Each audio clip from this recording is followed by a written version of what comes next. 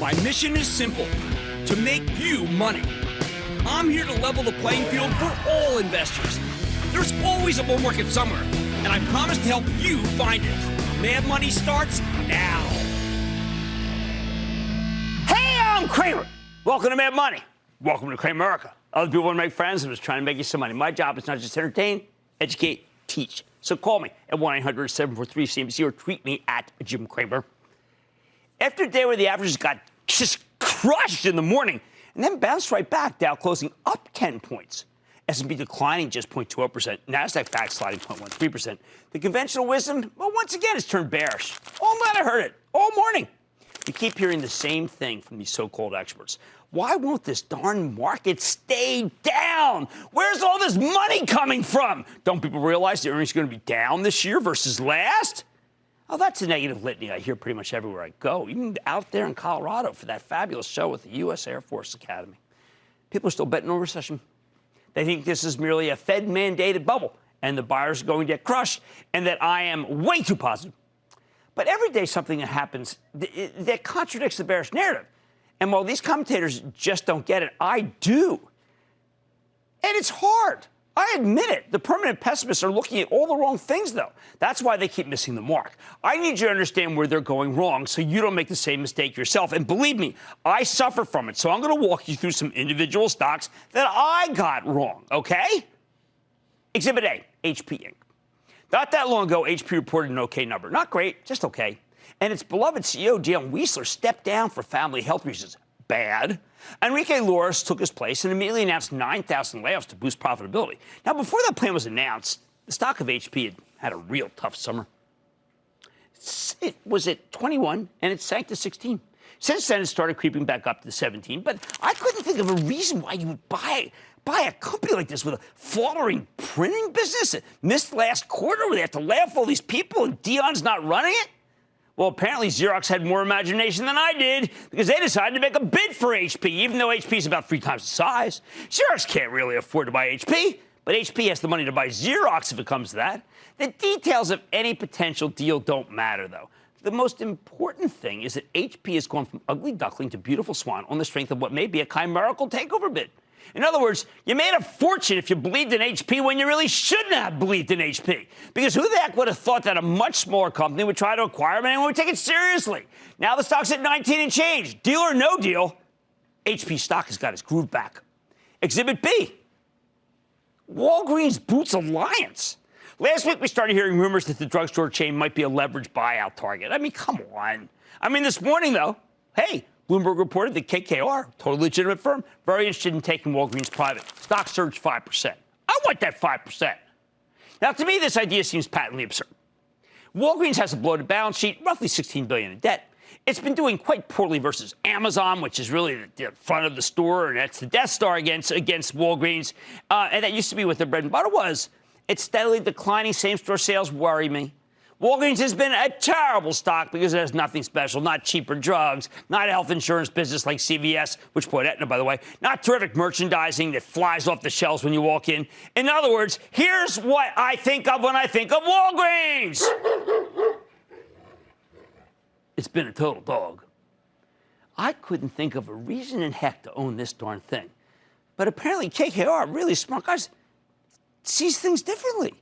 And unlike me, KKR is a gigantic, multi-billion-dollar leveraged buyout firm. Maybe they see what Walgreens can become.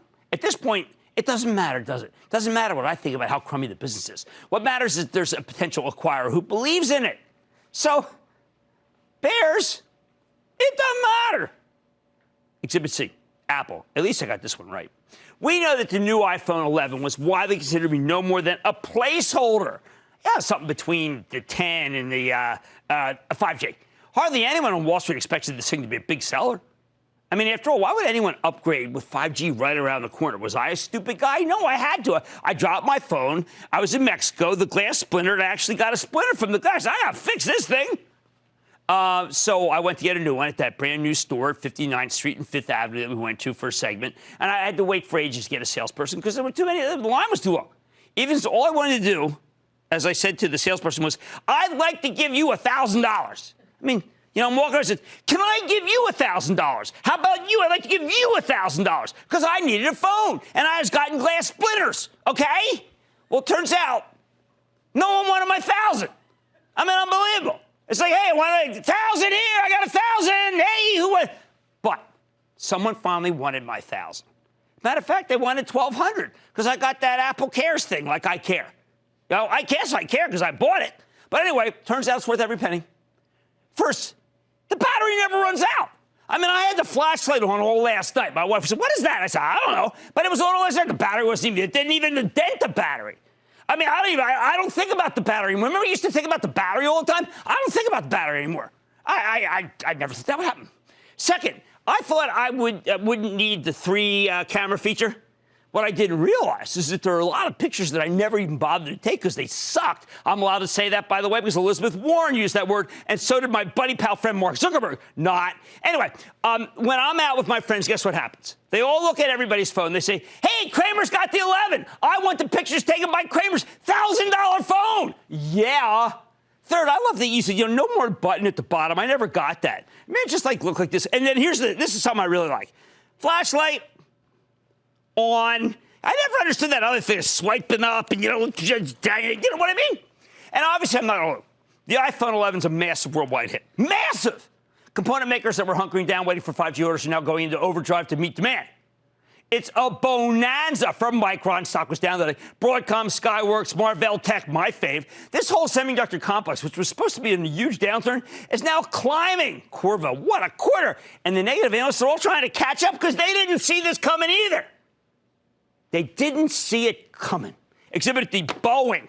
I mean, come on. The troubled aerospace titan put out a timeline today for the return of the 737 MAX. I got it. I said, I don't know. People believe that. They believed it. It was enough to spark a huge rally in the stock. It went up 4.5%. I saw it. I said, okay. Nope. Market loved it. Stock's up almost 14% for the year. Boeing. Now, given all the negative headlines, you expect it to be down 14%. When you're up and down 40%. Nope. Up 14%. See? This guy doesn't know what he's doing. Last week, I hurt my hand hitting him. I'm not going to do that again. So, are there too many believers in Boeing?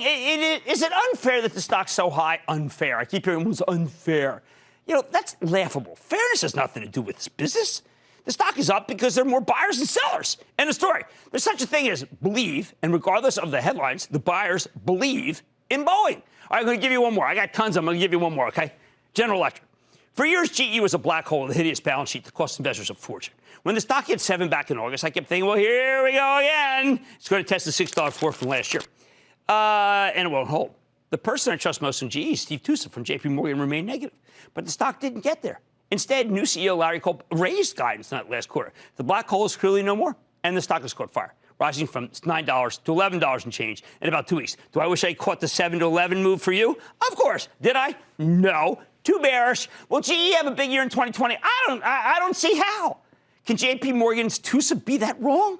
But then again, I didn't see how HP would do it or Walgreens would do it, or maybe I saw Apple, but Boeing? I mean, here's the bottom line.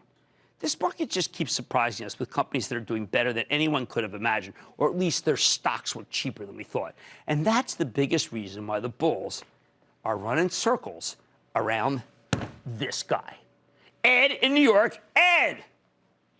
Jim, good afternoon. I want to thank you for taking my call on Veterans Day. Okay. I appreciate you spending a part of my holiday with you, a veteran of the Wall Street Wars. I need some help with thank you. Those guys are real vets. Me, I'm a pencil pusher, but I'm happy to be conflated. What's up? Well, this vet is happy to talk to you on Veterans Day. And I've been riding Etsy from 27 up to 71 and now down in 40. I listened to the last conference call. Everything sounded good except the behavior of the stock. Help me, Jim. I am with you, Ed. I went over that. Was the conference call perfect? No. Were there issues? I thought they were all explicable. I really think this stock should be bought. It has fallen on hard times along with a lot of others, and I think it's a mistake. I am with Etsy, and I'm with you for serving. Thank you. Let's go to Randy in New Jersey. Randy.